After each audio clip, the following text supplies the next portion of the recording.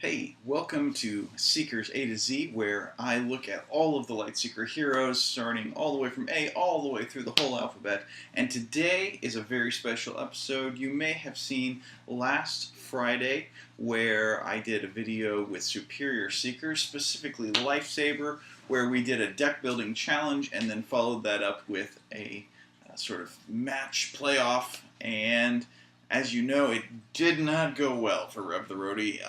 It was a lot of fun to build, and today we're going to look at that build and find out kind of what we think went wrong, but mostly what went right, and see what you guys can come up with too. So, welcome, and here we go.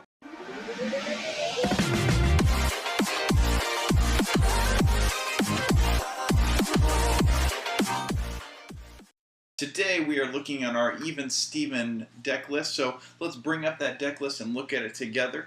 The list that I have for the Evens side of things was made from Rock Bomb, Smart Bomb, because we're using all of the bombs, Avalanche, Duplication, and Electrify.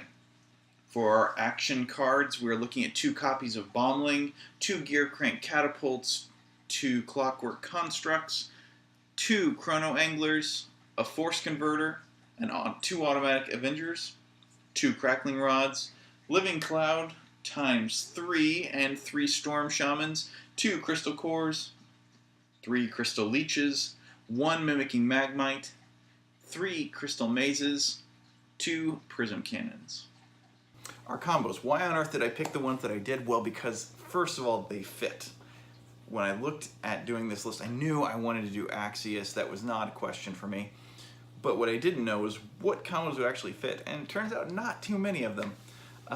Part of my selection for splashing in other colors actually weighed heavily on what combos could I actually play, because when I finished putting together my combos list, you'll see I have Smart Bomb and I have Duplication as the 2 solo tech buffs, and there's a reason why. Those are the only 2 that fit within an Evens deck, so here's what we have. And so we splashed in the other 2. I knew I really wanted to go Electrify. I like that card. I think it's a fantastic card, and I kind of really like Storm. I'm all about that Storm. And so that's why I went with those. For our action cards, there was 2 main goals that I was looking at doing. First of all, we had our passive roles, and then we had our aggressive roles. Our passive-aggressive. Apparently this is a passive-aggressive deck. So for our passive ones, we were including things like Crystal Maze, and Automatic Avenger, and Force Converter, and a lot of these, with the exception of Force Converter, which is always sort of doing a thing if we can have a combo buff in play, but really the other 2 are really centered on our opponent's ability to do things. So, Crystal Maze, anytime you're getting attacked, you're healing, but then you're also discarding a card from your opponent's deck, which milling out those cards works really well. It's a lot of fun to play it that way. Automatic Avenger reacts to the fact that you've had buffs removed.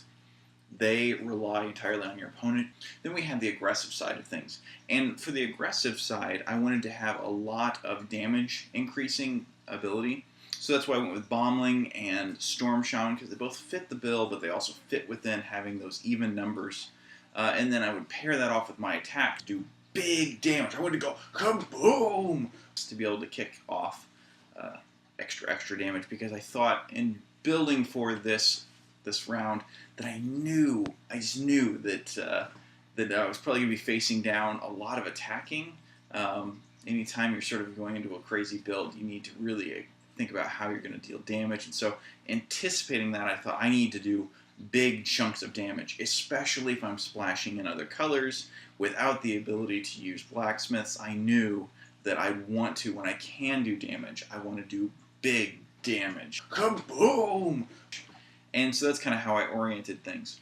Now you may be asking yourself, or saying to me right now, Rev, why on earth, if you knew you needed attack, why on earth did you splash in the colors that you did? You could have gone fire and pulled in things like, my good friend Magma Spitter. That 6 damage is really great to have. Or I could have gone into air and pulled in Thunder Slugs, or except the Thunder Slugs wouldn't have worked because there's a 1 on that first one. But, other cards, there are some big damage, or even water. Why not pull in water and be able to heal for 6? I thought about these things, I rolled the dice. I thought it could work if I just do big damage. Kaboom! Did it work?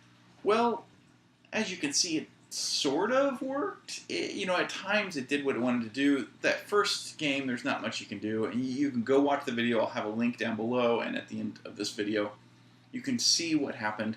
I'm not out on this deck list yet. I still have the deck, and I'm actually going to be playtesting it. I'm probably going to be taking it to organized play next week just to see how it does, see any tweaks that I'd like to make, because really whenever we start to do something different, we start to build something creative, that's what the creative process is all about. It's trying something and being okay if it just doesn't quite work the way we thought we'd like it to, because usually we can tweak it. We don't have to throw the whole thing out, and that's part of the process, and that's part of doing these videos and this challenge with Lifesaver. So let's take a look at the price breakdown of this list. Here you can see all the prices. These are the prices on Delivery Crab as of the recording of this video. And what it came out to, it was so close. I was so close to getting it in there. I thought we were going to come out even, and it ended up being $100.30. 30 cents. I really would have loved for the Even Steven deck to be a flat 100. Couldn't do it. So close, but couldn't do it.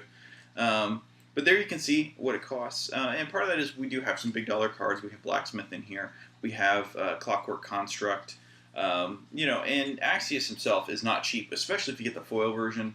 The cost for this one is the non-foil, as is all of these cards. But there are some big cost combos in here. We have a lot.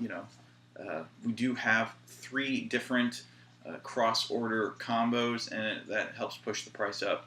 All in all, I think it's a fun build. I encourage you to try it out with a friend. Maybe this build, maybe you try this one. Or at the very least, grab a friend and say, let's do an evens and odds battle. Or talk to your gaming group and say, hey guys, let's do an evens odds day where we all can either build a deck, and it has to be either an even deck or an odd deck, and see what happens. Because it's a lot of fun. I think this might be something that we try at some point within my local gaming group, just because it's a lot of fun, and it's what it's all about, right?